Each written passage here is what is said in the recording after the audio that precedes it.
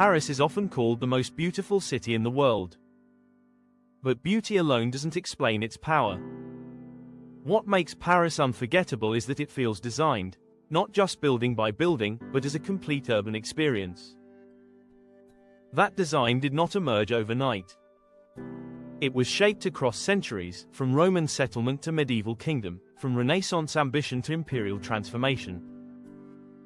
To understand Paris, we have to read it as history made visible.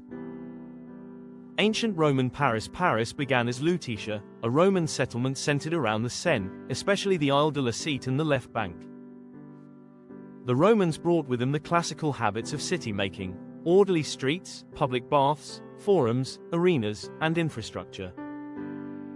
Though much of Roman Paris has disappeared beneath later construction, its presence still matters.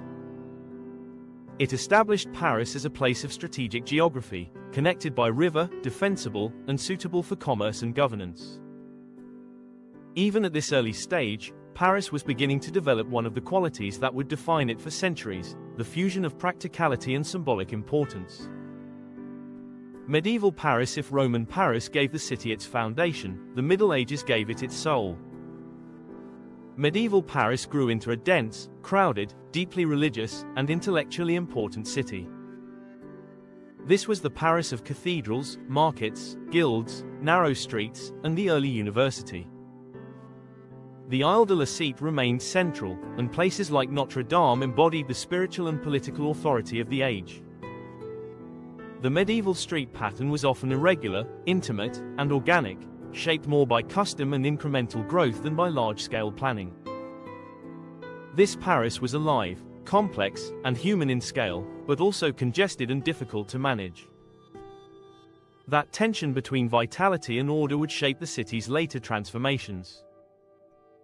Renaissance Paris. During the Renaissance, Paris began to absorb new ideas from Italy and classical antiquity. Architecture became more symmetrical, more orderly, and more conscious of proportion and perspective. The city was no longer only growing, it was starting to be composed.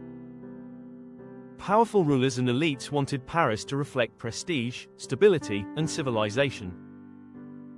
This introduced a new way of thinking about urban space, not merely as something inhabited, but as something staged and designed. Pont Neuf and Place Dauphine. The Pont Neuf is one of the most important turning points in the history of Paris. Ironically named the New Bridge, it is now the oldest standing bridge in the city. What made it revolutionary was not only its engineering, but its urban role. It was broad, open, and lined in a way that encouraged movement, visibility, and public life. It represented a shift toward a more modern city, one designed for circulation and social interaction. Nearby, Place Dauphine introduced a more regular, planned urban form, an elegant square that showed how geometry and enclosure could create a distinct civic atmosphere. Together, Pont Neuf and Place Dauphine signaled that Paris was becoming not just a medieval city with additions, but a city increasingly shaped by intentional urban design. Place des Vosges is one of the clearest expressions of early planned elegance in Paris. With its symmetry, arcades, and unified facades, it offered something new, a public square that felt harmonious and controlled.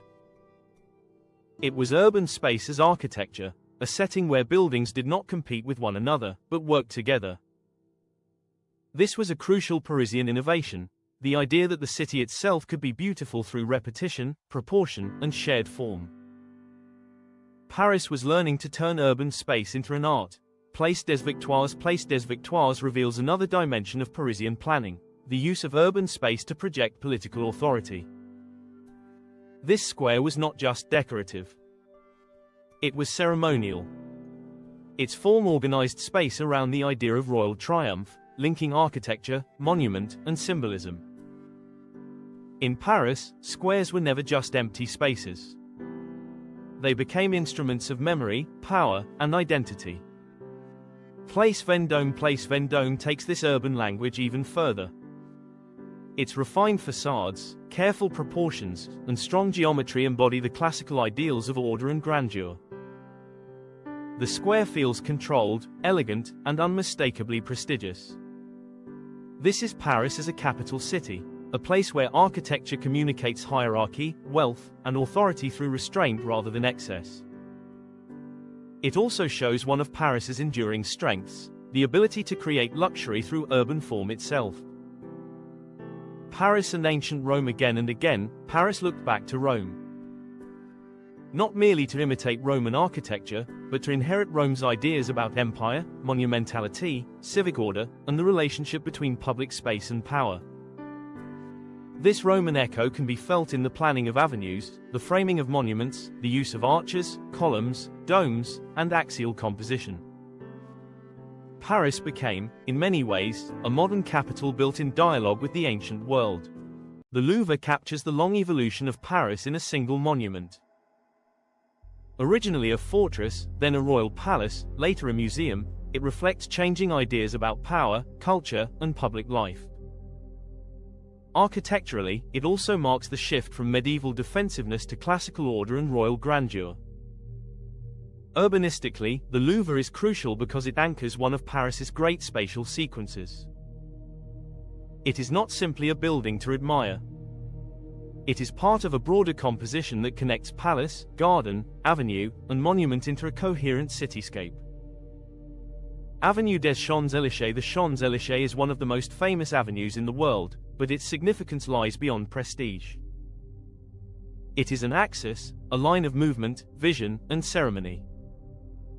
Paris mastered the art of the urban axis, organizing space so that streets do more than connect places. They create drama, orientation, and meaning. The Champs-Élysées turns urban movement into spectacle. It links green space, commerce, monumentality, and national identity in one continuous experience. Place de la Concorde. Place de la Concorde is one of the grandest urban spaces in Paris, but also one of the most historically charged. It has been a royal space, a revolutionary space, and a national space. Its scale opens the city outward, while its placement connects major urban elements, the Tuileries, the Champs-Élysées, the Seine, and the wider monumental system of Paris. This is where Paris demonstrates a core principle of great urbanism. Public space can be both beautiful and historically profound. Arc de Triomphe. The Arc de Triomphe stands as one of the clearest examples of Paris aligning itself with Roman Empire. It is triumph-made stone, memory-made monument. But it is also an urban hinge. Placed at the head of converging avenues, it transforms a monument into a center of spatial organization. In Paris, monuments are rarely isolated objects. They are focal points in a larger urban choreography. Napoleon III and Haussmann. The most dramatic transformation of Paris came in the 19th century under Napoleon III and Baron Haussmann. This was not a minor renovation. It was a complete rethinking of the city. Medieval congestion gave way to broad boulevards, improved sanitation, new infrastructure, uniform building fronts, expanded vistas, and a more legible urban order. Haussmann's Paris is sometimes criticized for the destruction it required, and rightly so. But its achievement is undeniable. It created a city of movement and perspective, where boulevards connect monuments, where facades create continuity, and where the city feels both grand and navigable. This is the Paris most people recognize today, the Paris of aligned cornices, stone apartment blocks, open vistas, and elegant circulation. The urban achievement of Paris. What makes Paris extraordinary is not just that it contains great landmarks. Many cities do. Its achievement lies in the way those landmarks, streets, squares, and buildings form a coherent whole. Paris balances intimacy and grandeur. It preserves layers of time while maintaining visual unity. It uses public space not as leftover land, but as the very structure of civic life. And it demonstrates that urban design can shape how a city is seen, remembered, and lived. Paris is history turned into form, a city where power, beauty, movement, and memory meet in the street. Closing. So when we walk through Paris, we are not simply moving from monument to monument. We are walking through Roman origins, medieval faith, Renaissance order, royal ambition, imperial symbolism, and modern urban planning. all at once. That is why Paris feels so complete.